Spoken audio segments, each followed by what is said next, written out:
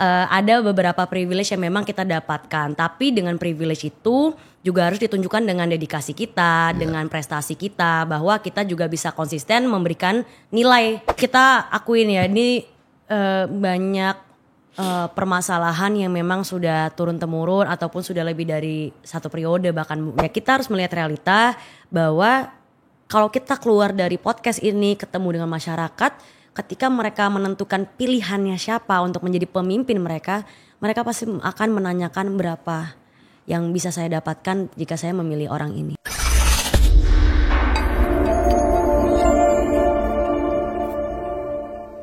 Assalamualaikum warahmatullahi wabarakatuh. Kembali lagi dengan saya Ilham Rasul di podcast Rumah Pemuda. Hari ini kita kedatangan tamu kita yang luar biasa, kawan saya, sahabat saya di Partai Golkar. Beliau anak muda yang smart dan sangat visioner tentu saja. Karena hari ini beliau adalah anggota DPRD DKI Jakarta dari fraksi Partai Golongan Karya. Beliau di Komisi E. Komisi E itu mengurusi masyarakat lah kurang lebih.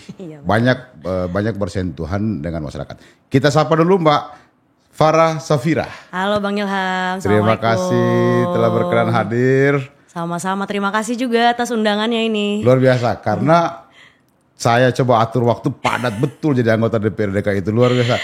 Dan saya sangat berterima kasih karena Mbak Farah akhirnya sampai di studio kami. Alhamdulillah, ternyata tidak jauh ya. Tidak jauh, dekat. Dekat sebenarnya, tinggal prioritas saja. Iya. Hari ini saya mau dengar cerita soal perjalanan Mbak Farah dari milenial menuju DPR itu nggak mudah. Betul. Saya sudah puluhan tahun beraktivis, puluhan tahun juga berpartai, belum tembus-tembus DPR. Kita perlu belajar banyak nih. Aduh, ampun abang, siap. Silakan Mbak Farah. Kita mulai dari mana dulu nih? Kita mulai dari perjalanan Mbak Farah. Aduh, perjalanan itu saya alhamdulillah udah 24 tahun nih bang. Nggak muda-muda banget tapi juga nggak tua-tua. Iya. Kalau di anak-anak Gen Z kita udah tua, tapi kalau di anak-anak milenial mungkin kita masih di tengah. Perjalanan mungkin mau di sebelum politik dulu atau sebelum politik ya.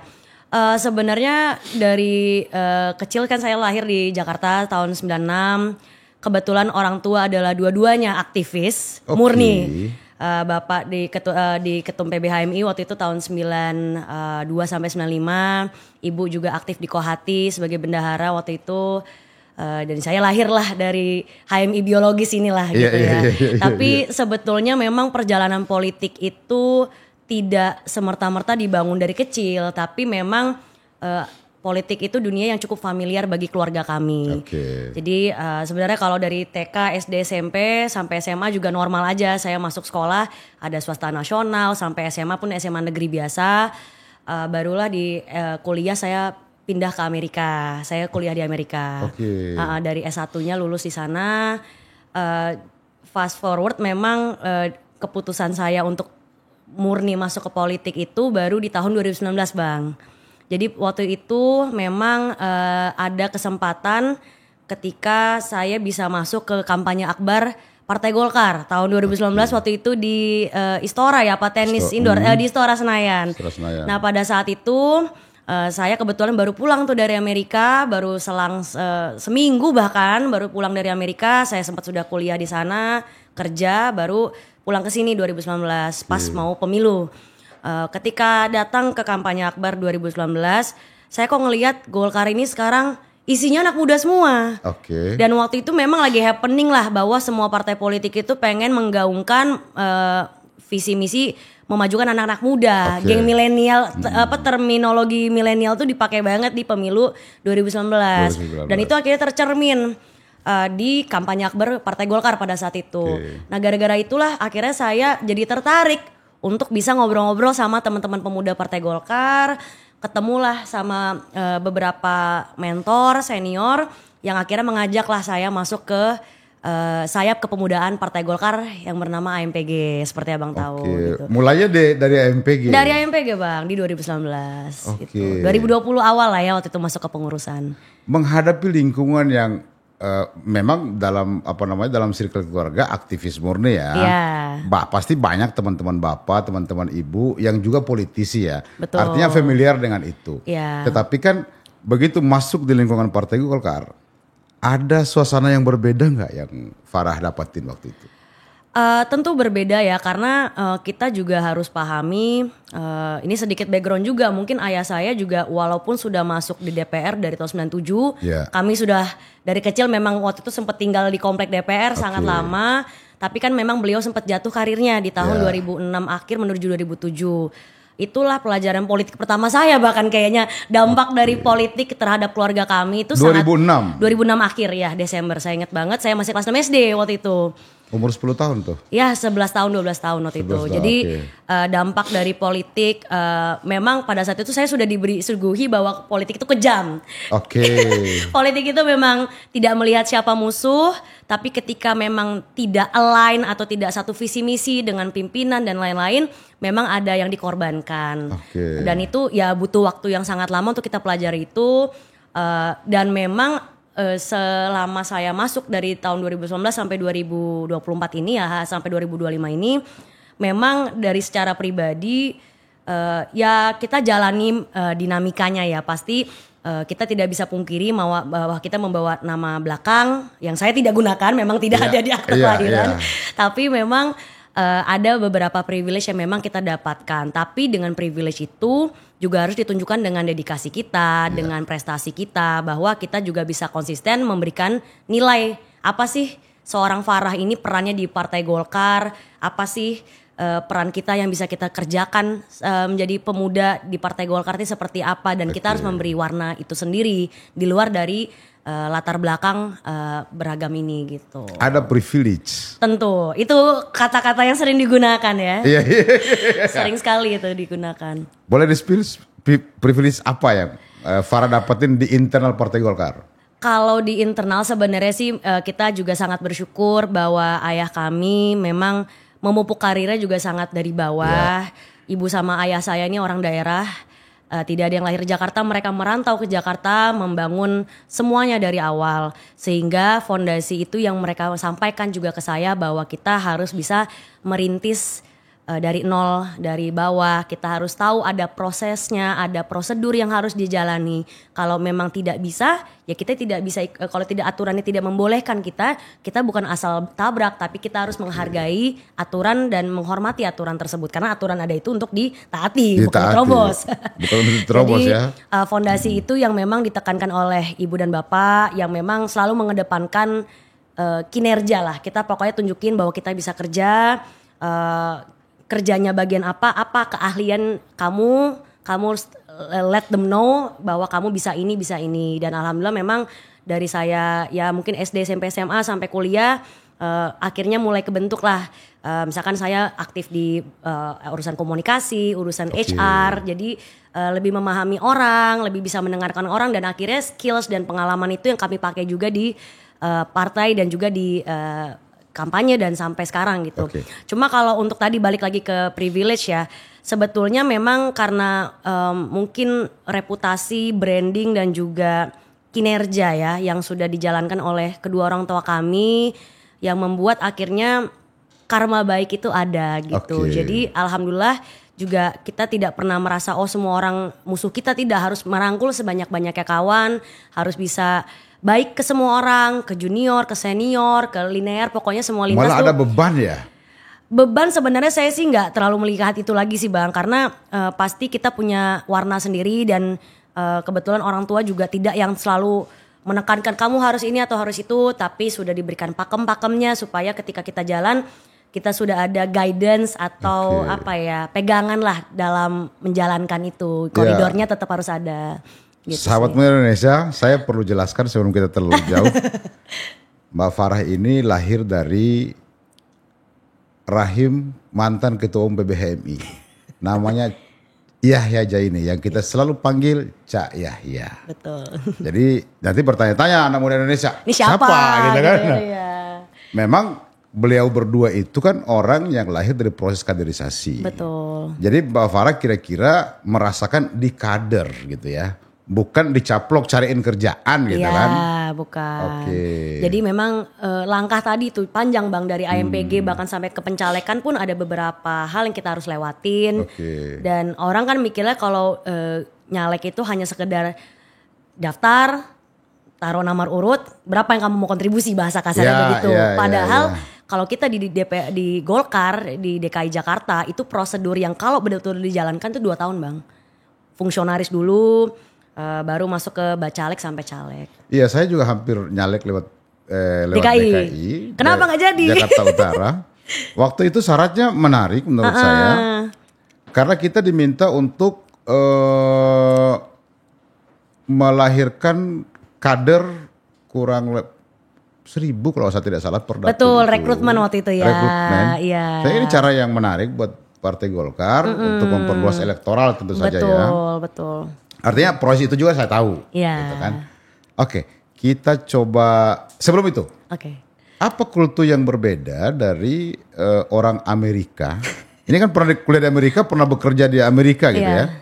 Apa yang Farah lihat dari lingkungan kerja mungkin, atau dari sisi komunikasi mungkin di circle yang ada di Indonesia dengan circle Amerika? Apa yang membedakan? Sebagai konteks, Farah itu kuliah sempat 4 tahun di Amerika, jadi 2 tahun pertama di community college di daerah San Francisco, lalu 2 tahun lagi saya pindah ke daerah kampung di Indiana. Jadi itu daerahnya sangat republikan, sangat pro-Trump waktu itu. Jadi lumayan banyak orang putih lah ketimbang orang imigrannya. Memang dari 4 tahun ditambah lagi sempat kerja selama 1 tahun, saya pindah-pindah dari Wisconsin, negara bagian Wisconsin, terus ke California. Ada memang setiap negara bagian itu berbeda kulturnya Bang. Tapi ada satu kesamaan di mana sangat karyawan itu sangat dibuka kesempatannya untuk ngobrol sama bos pimpinan. Jadi tidak semua itu dianggap sama. Kita tidak ada, bahkan kan tidak ada manggil Mr, Mrs, tidak ada Sir, Ma'am, Madam tuh tidak ada. Jadi langsung manggil aja Hai siapa nama. Dan waktu itu yang saya paling belajar banget ketika sempat dikerja di Google waktu itu selama 8 bulan terakhir sebelum pulang. Disitulah benar-benar kita ketemu sama orang-orang imigran yang misalkan dari Belanda, dari negara Asia manapun, dari Eropa. Di situ benar-benar kerasa keterbukaan dalam berkomunikasi dan tidak bertele-tele ya dalam menyampaikan. Jadi kadang-kadang kalau saya ngomong di sini misalkan orang mau ketemu saya langsung tanya, oke, kita mau bahas apa? Mereka malah kaget, santai dulu Farah gitu. Karena saya sudah terbiasa, kita selalu punya waktu. Oke, kita ngobrol sama bos kita misalkan 30 menit saja kita punya waktu. Bagaimana dalam 30 menit itu bisa menyampaikan pesannya. Jadi efektivitas dari komunikasi, lalu juga keterbukaan sama tadi tidak ada jenjang antara junior maupun senior. Nggak ada sekat satu. Tidak ada sekat ya. Yang kedua memanfaatkan waktu sebaik mungkin. Iya, efisiensi waktunya sih luar biasa itu. Karena ya Amerika itu sangat kalau lihat budaya kerjanya suka sangat memprioritaskan produktivitas. Jadi banyak banget kalau buku-buku tuh suka bagaimana cara work less, get more gitu kan bahasanya, bagaimana dengan waktu yang ada kita bisa maksimalkan, yang banyak rutinitas yang kita juga dapat dari sana, yang bangun pagi, olahraga dan lain-lain itu kan juga bagaimana mindset produktivitas itu produktif sebagai individu tuh bisa dijalankan dalam kehidupan sehari-hari. Mungkin itu sih Bang. Farah lihat juga Kak di lingkungan Partai Golkar kesamaan itu? Tentu ya. Kita ada tentu ya karena kita ngelihat terutama mungkin di DPP ya khususnya karena kita melihat banyak sekali senior-senior kita juga yang pasti berproses dari dulu tapi juga punya keahlian masing-masing dan bisa mengkomunikasikan tapi juga bisa mempromosikan dirinya gitu. Jadi memberikan pengetahuan kepada orang lain bahwa oh saya ini jagonya di sini, saya bisa di sini gitu. Jadi ada beberapa dari senior-senior mungkin yang udah menunjukkan itu gitu bahwa time is money gitu kan. Ya mungkin karena pergaulannya juga udah mirip-mirip udah Amerika, banyak di luar gitu juga. Kan? Ya. Ada juga mungkin yang kuliah di luar gitu tuh pengaruh juga sih gitu. Ya. Kita masuk sedikit di DPR. Ya. Komisi E kan ya? Silakan minum dulu. Ya. Ya Komisi E Bang, betul. Komisi E itu ada kesehatan, ada sosial, ada pendidikan, ada olahraga, ada pemuda, pemberdayaan masyarakat, dan seterusnya. Ya. Menurut Farah, apa masalah yang krusial di DKI hari ini? Kita menghadapi gubernur baru nih. Iya. Sebenarnya yang dari semua isu yang dibahas di Jakarta, memang urusan pendidikan sama kesehatan masih sangat vital ya, sangat penting. Kenapa saya bilang gitu? Karena kalau tidak sehat, pasti kita juga tidak bisa jadi manusia yang produktif. Ketika kita tidak punya ilmu, sama kita juga tidak bisa produktif. Jadi kedua itu menjadi fondasi utama. Oke. Sebenarnya kalau dari kesehatan dan pendidikan, kami melihat masih banyak harus improvement atau perbaikan dalam pelayanannya. Oke. Jadi kita fokus ke pelayanan kesehatan. Kita tahu sekarang di Jakarta sudah ada RSUD itu sekitar 30 RSUD. Di Jakarta juga sudah ada 44 kecamatan, ada puskesmas di setiap kecamatan. Nah, bagaimana dengan fasilitas kesehatan nasional, JKN yang kita ada, jaminan kesehatan nasional yang sudah ada melalui BPJS dan lain-lain, itu bisa dipercepat prosedurnya, dan itu yang kita masih lihat masih harus banyak improvement di situ. Karena kita lihat dong proses dari pasien masuk ke IGD sampai dia selesai ataupun dia sembuh, ataupun juga kalau tidak bisa dihandle khawatir meninggal dunia. Itu juga kita sudah melihat dalam 5 bulan terakhir sih banyak cases seperti itu. Sama juga dengan pendidikan yang lagi rame mungkin di Jakarta, salah satunya ada soal KJP. Karena kita itu program unggulan di DKI Jakarta, Kartu Jakarta Pintar. Bagaimana selama ini mekanisme prosedur siapa yang berhak mendapatkan KJP itu juga harus ditinjau ulang. Bagaimana prosesnya dan melibatkan beberapa stakeholder itu juga kita sedang tinjau banget sih di DPRD gitu sih Bang. Saya pernah podcast juga dengan orang BPJS Kesehatan di sini. Oh gitu. Menurut dia, vaskes pertama itu memang hari ini tidak memadai fasilitasnya. Betul. Mestinya vaskes pertama yang lebih memadai sehingga rujukan tidak menjadi penting. Betul. Gitu kan? Betul. Mbak Farah melihatnya kayak gimana itu? Jadi gini Bang, tadi seperti yang aku udah sampaikan, memang di Jakarta itu kan lini pertama ketika masyarakat, misalkan seorang warga, mereka ingin berobat. Pasti pertama kali mereka mulai dari puskesmas. Sementara puskesmas masih banyak di Jakarta yang belum memadai, bukan dari sekedar infrastruktur, bukan dari sekedar besarannya, tapi memang dari alat-alatnya. Sehingga akhirnya apa? Mereka harus dirujuk ke rumah sakit terdekat, RSUD terdekat.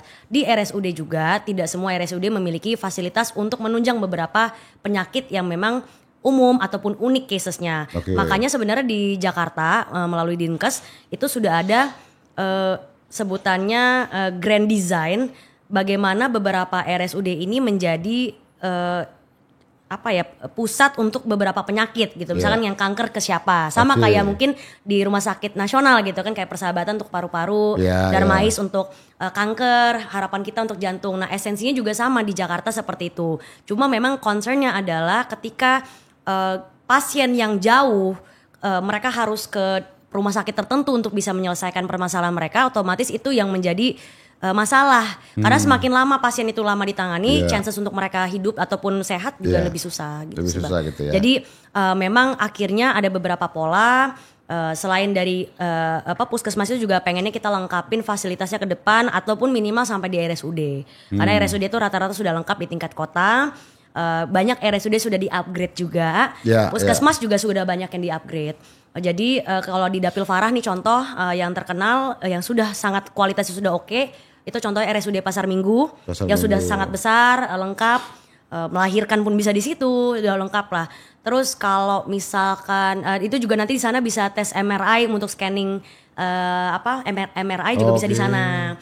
Terus kalau puskesmas, contoh yang paling bagus di Jakarta sejauh ini di Puskesmas Kecamatan Tebet. Ya, itu di belakang deket Taman Eco Park Tebet. Itu udah sampai 4 lantai, 5 lantai. Di lantai terakhir sudah dipakai buat seminar, sosialisasi. Jadi udah 3 lantai tuh full untuk pasien itu. Nah, itu idealnya kita pengen mencapai banyak rumah sakit seperti itu. Realitanya belum, tapi kita pengennya semua punya standarisasi yang sama. Ini harapan seorang anggota DPRD. Betul. Gitu. Nah, Farah melihat ada gak kesamaan keinginan itu dari pemerintah yang baru lahir ini? Kan belum dilantik nih. Betul. Mas Pram dengan Bang Dul. Ada gak kesamaan visi ke sana? Pastinya ada Bang, karena kita melihat kemarin sebenarnya walaupun kita juga mendukung paslon lain ya, kita kan juga melihat, ya kita melihat sebagai calon pemilih gitu ya, pada saat itu pasti kita membandingkan beberapa program. Ada esensi yang memang dari 03 dari Pak Pram Rano sudah sampaikan, karena beliau juga pasti punya pengalaman gitu ya, maupun di eksekutif legislatif dalam isu yang hangat ataupun melekat di Jakarta, termasuklah isu kesehatan dan pendidikan. Makanya dari situ kita juga melihat ada beberapa turunan programnya yang pasti pengen kita kawal dan kita kerjakan bersama. Bahwa nanti ketika beliau-beliau ini sudah terpilih, sudah menjabat gitu ya, tidak lagi melihatkan siapa partai mana, kita hanya fokus kepada satu tujuan. Kan bukan gubernur PDIP, gubernur rakyat Jakarta. Betul, iya betul. Walaupun digusung dengan PDIP, itu kan hanya jembatan. Iya, itu hanya kan vehicle gitu ya. Tapi kita pengennya ke depan seperti itu, dan memang kemarin dari pimpinan DPRD kita juga sudah ketemu sama Pak Pram, sudah sampaikan beberapa aspirasi yang mungkin supaya kerja barengnya ini bersamaan gitu sih. Artinya Golkar siap bersama-sama dengan pemerintah yang baru untuk gitu kepentingan untuk warga kepentingan Jakarta. Masyarakat Jakarta tentu betul. saja. Oke. Selain itu ada hal yang penting lagi yang Farah lihat yang harus diperbaiki ke depan selain kesehatan dan pendidikan?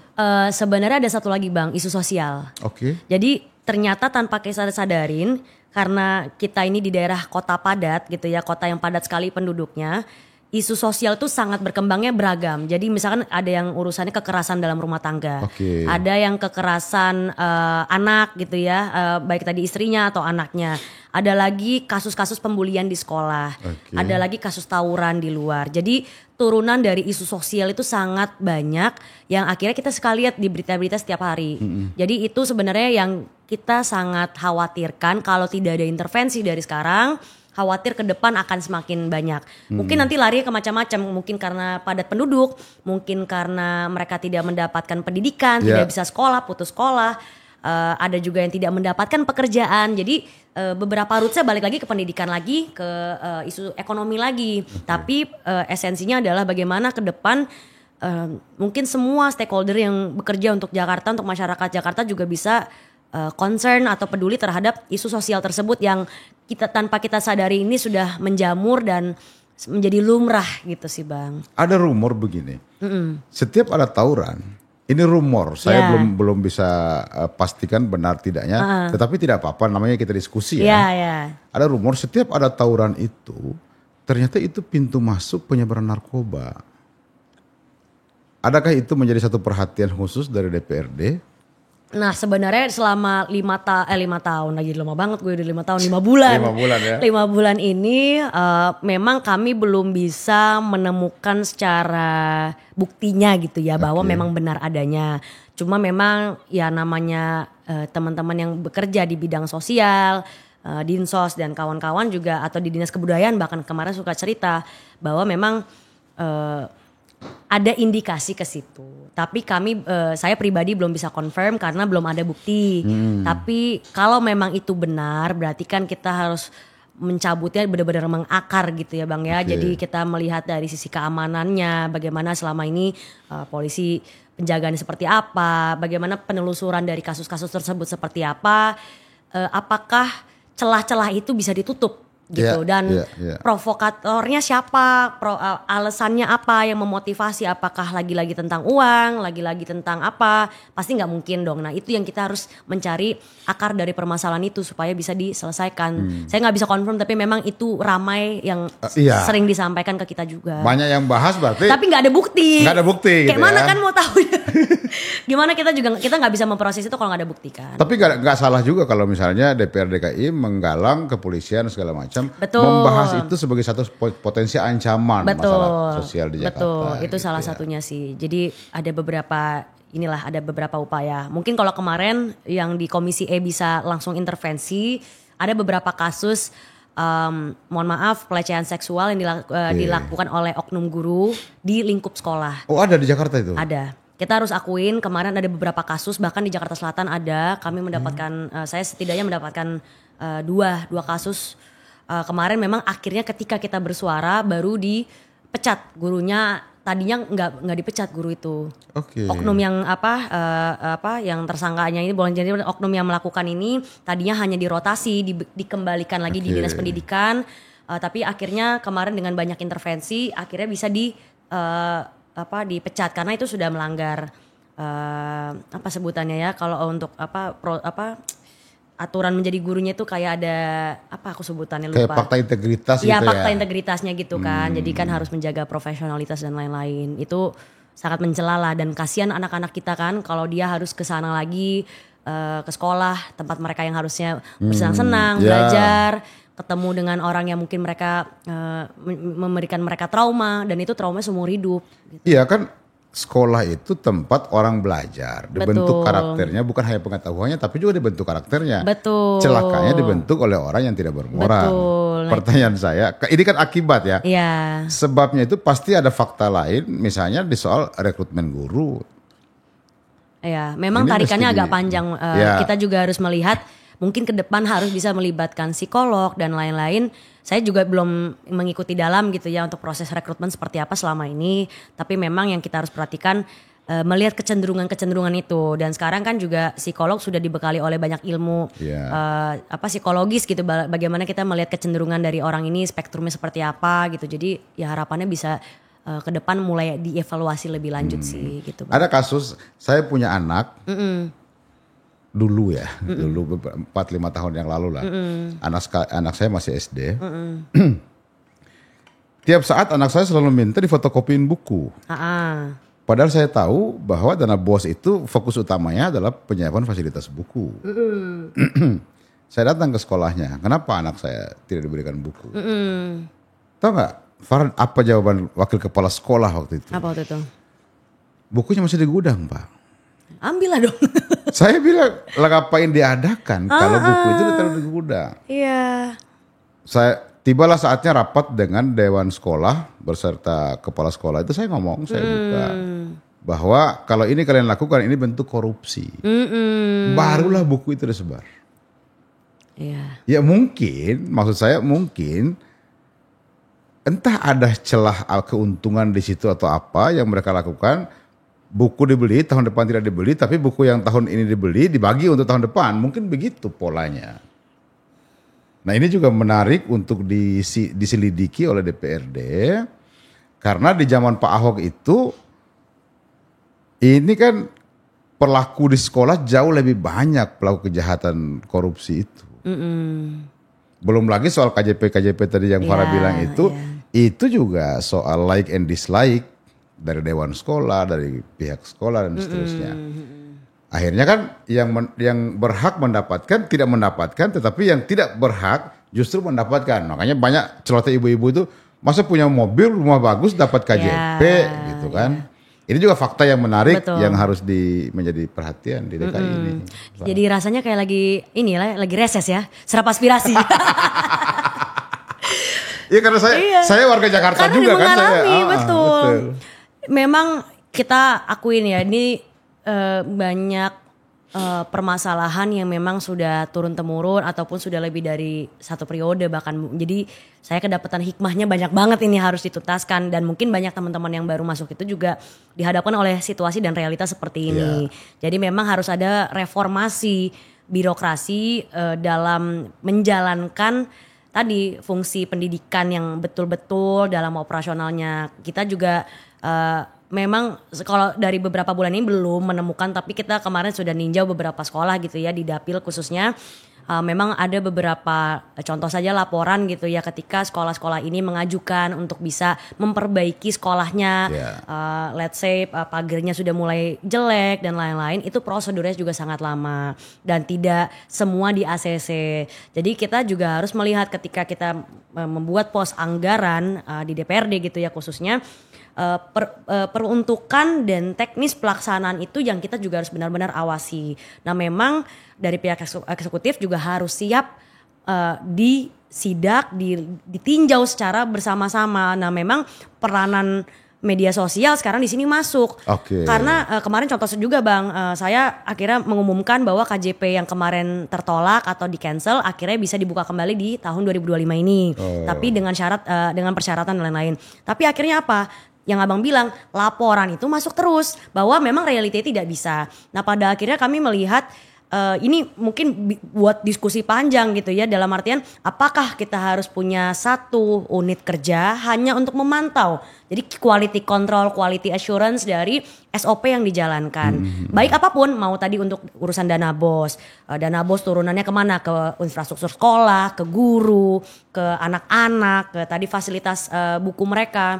Apakah ada yang bisa diintervensi tidak melalui bos tapi lewat jalur lain yang rutin. Jadi jangan sampai aturan yang kita buat justru malah mempersulit anak-anak kita dalam mendapatkan pendidikan yang layak, yang berkualitas. Jadi kita objektifnya seperti itu. Nah memang ini harus kerja bareng. Saya nggak bisa kerja sendiri, tapi alhamdulillah sekarang teman-teman Dewan juga sudah mulai sadar, sudah mulai peka terhadap permasalahan sosial yang ada khususnya di pendidikan. Jadi sekarang sudah mulai kelihatan nih pola-pola dukungan yang mengerucut. Misalnya tadi soal KJP kita mendorong supaya dibuka kembali, itu kemarin deadlocknya luar biasa panjang gitu. Tapi dalam artian ketemu nih celahnya, ternyata harus ngobrol sama kita minta persetujuan dari Sekda untuk bisa disetujui ada SK gubernurnya gitu. Jadi ada beberapa prosedur yang memang aturannya bisa. Nah gitu kita upayakan lewat situ ke depannya, dan pengawasannya itu sih tadi.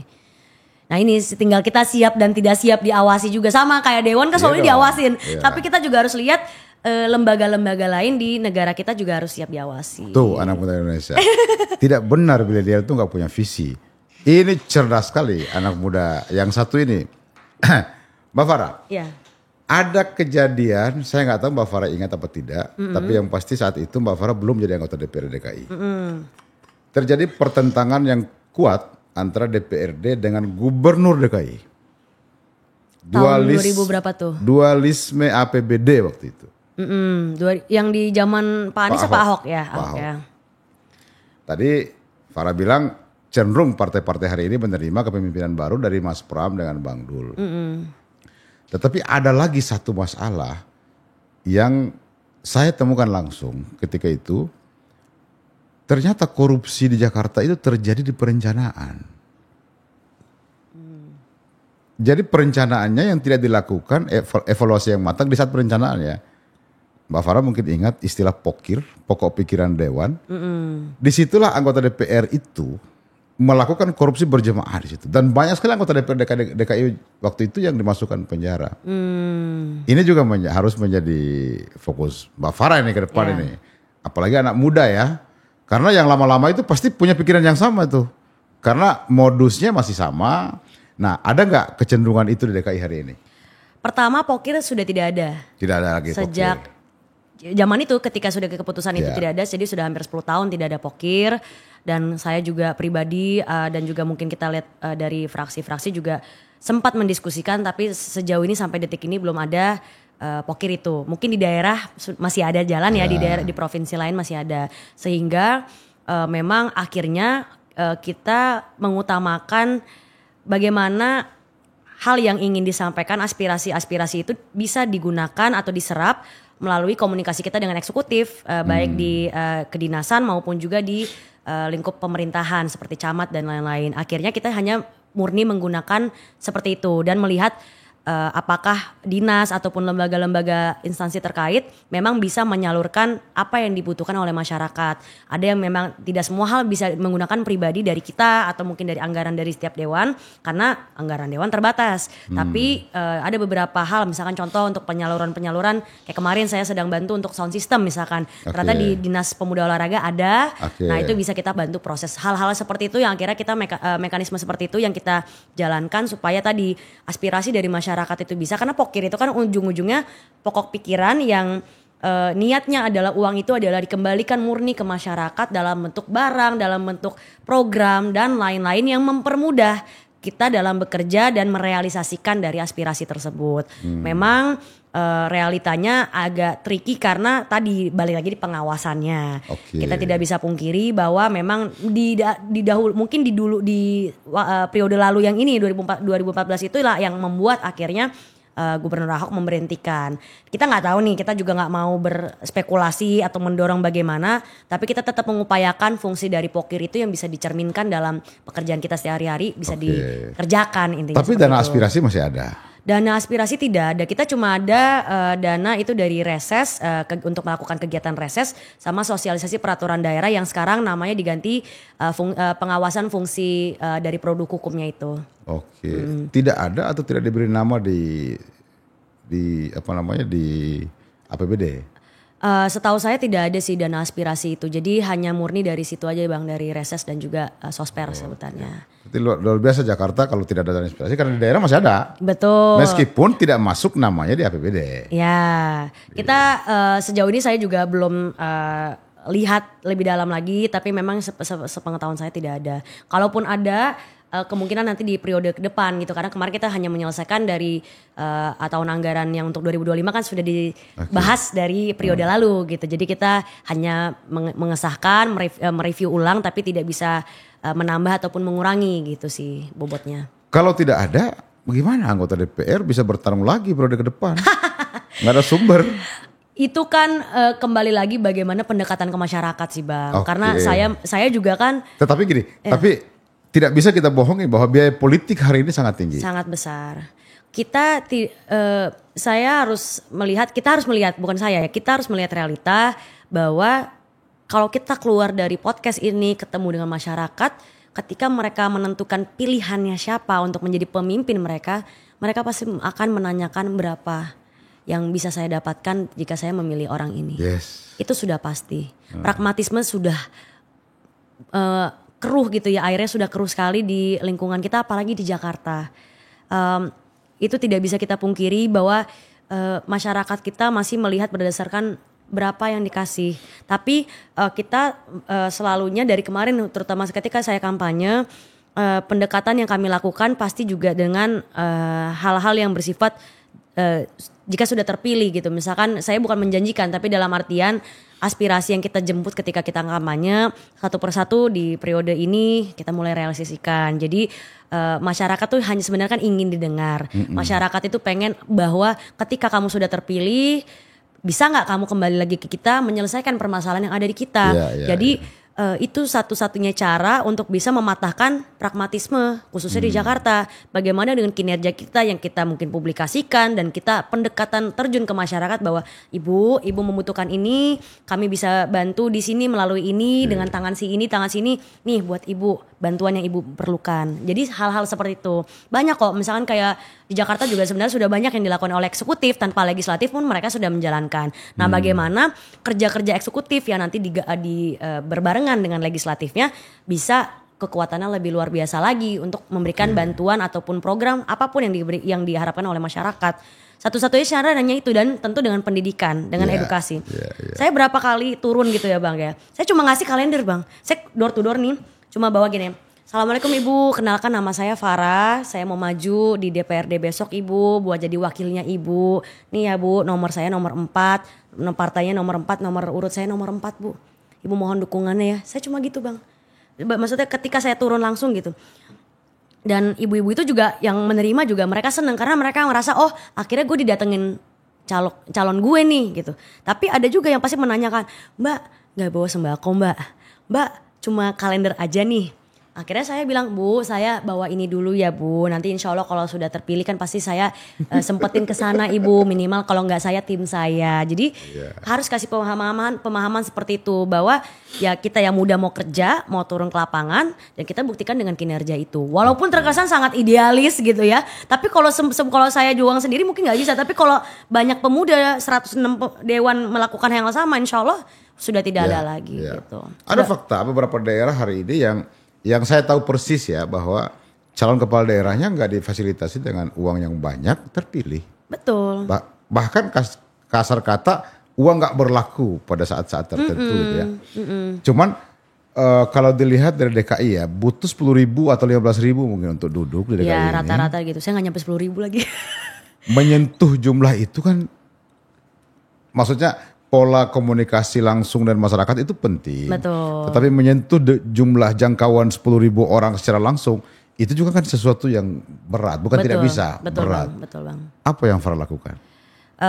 Kami menggabungkan kerja offline dan kerja online Bang. Kerja online. Ya, kenapa saya bilang gitu? Karena contoh, misalkan kita mau kasih tahu tadi, ketika kita turun ke lapangan, kita hanya bisa ketemu sama, ketika kita door to door, kita ketemu sama ibu-ibu dari anak-anaknya. Sementara anak-anaknya sudah bisa milih. Anak-anaknya sedang kuliah, sedang kerja, sedang sekolah. Bagaimana kita menjangkau dari teman-teman kita yang masih muda ini, yang pada saat jam-jam kerja mungkin dia nggak di sana gitu kan. Akhirnya apa? Melalui platform Instagram, platform, saya murni masih menggunakan Instagram dan mungkin ada beberapa dari media.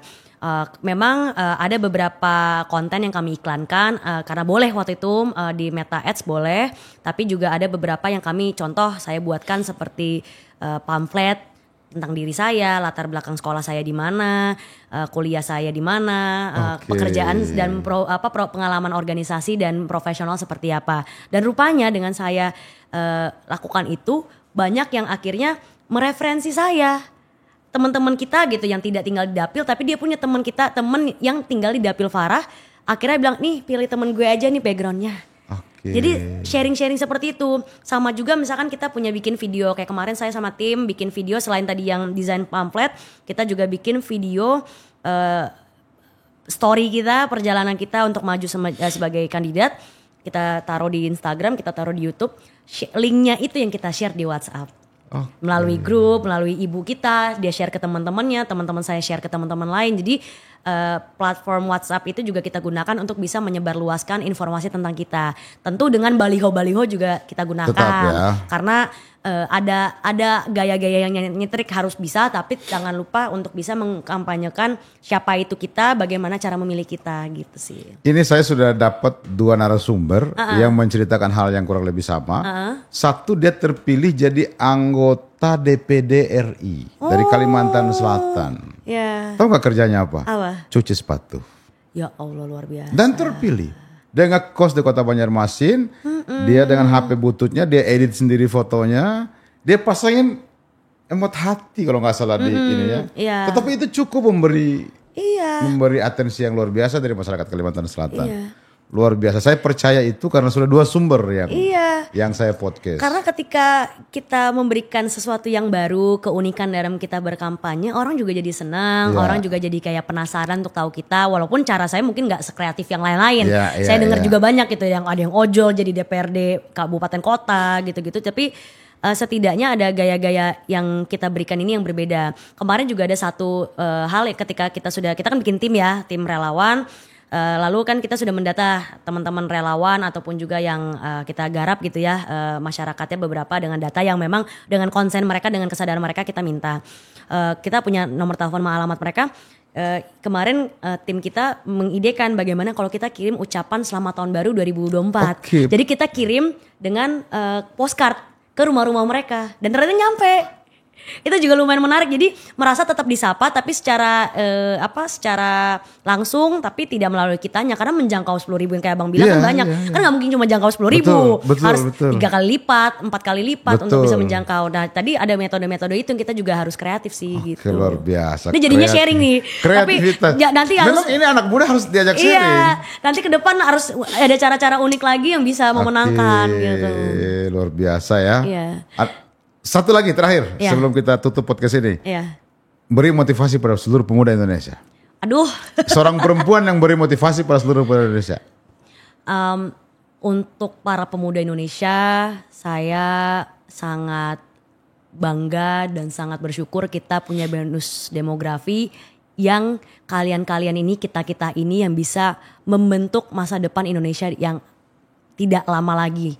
Jadi saya ingin mengajak seluruh teman-teman untuk fokus kepada sekolahnya, fokus kepada pendidikannya, tapi jangan lupa untuk melahirkan karya-karya di mana kalian berada. Jadi lakukan apa yang kalian bisa dengan apa yang kalian punya untuk kemajuan lingkungan kalian dulu minimal. Mulai dari apa yang kalian bisa dulu gitu. Terima kasih Farah Safira. Sama-sama Bang Ilham. Anak muda Indonesia. Demikian, sampai ketemu di episode berikutnya. Assalamualaikum warahmatullahi wabarakatuh. Terima kasih Bang.